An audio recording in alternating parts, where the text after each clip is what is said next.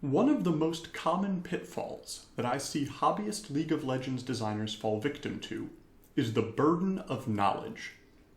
This refers to a situation where a mechanic creates gameplay only when the mechanic is clearly understood by the player on the receiving end of it. But wait, don't all abilities require an opponent to understand them? Yes. Knowledge of your opponent's capabilities is an important part of any multiplayer game. We can't remove that element, but we also want our creations to feel fair and be easily understood. So it is our job as designers to minimize the amount of unintuitive mechanical knowledge required to play against our designs. This is not the same as saying we must keep our designs simple.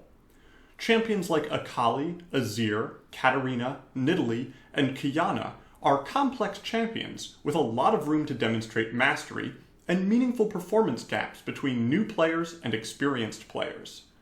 Yet none of those mentioned have gameplay that is especially unintuitive or unclear to a player playing against them for the first time. While it certainly helps to know that Azir can Shurima Shuffle for extra range, or that Akali's ultimate does execution damage, you are not frequently punished for being unaware of an obscure mechanic.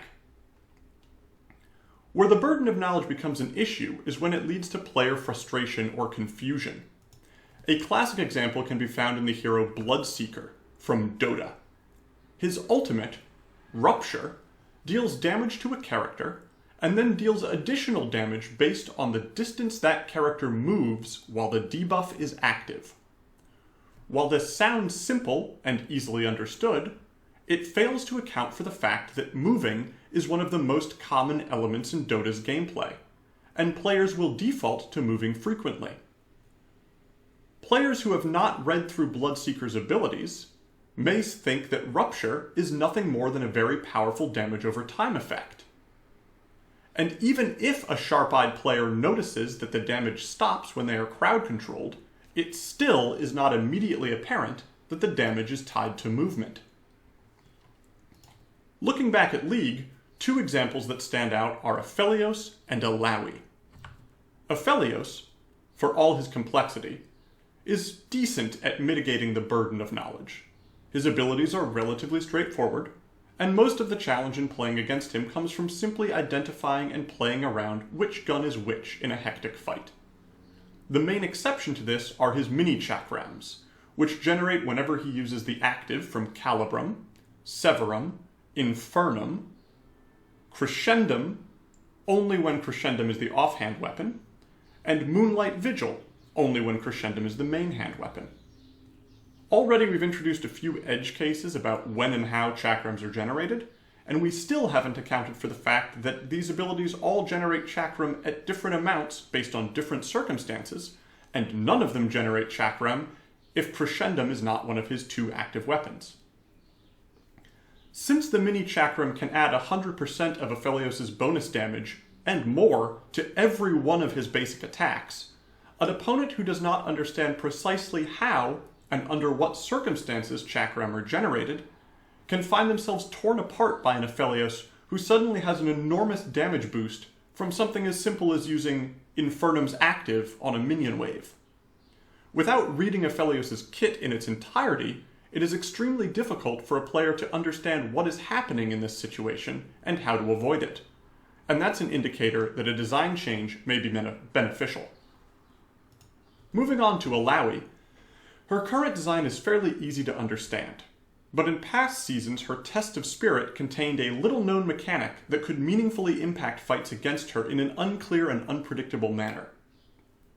Originally, Test of Spirit lasted for 10 seconds, but its duration was reduced whenever the victim landed a basic attack against Illaoi.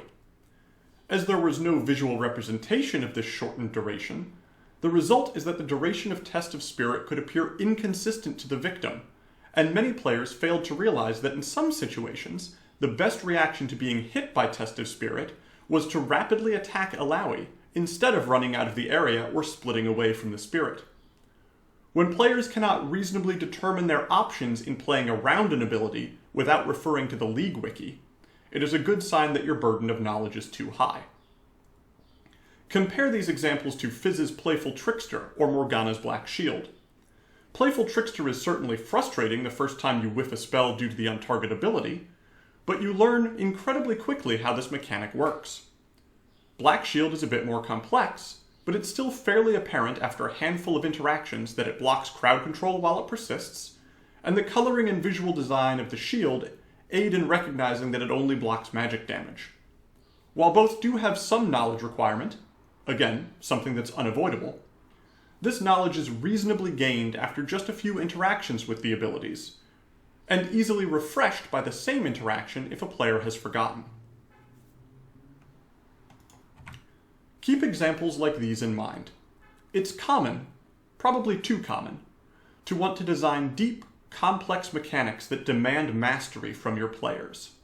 When you do, be sure that you always look at your work from the other side as well.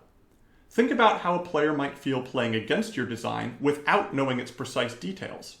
And think about how easy it might be for someone to figure out the mechanics on their own within a game or two. A good design may challenge the player to master their character and learn their intricacies, but it will not force an opponent to have the same knowledge or mastery just to successfully play against them.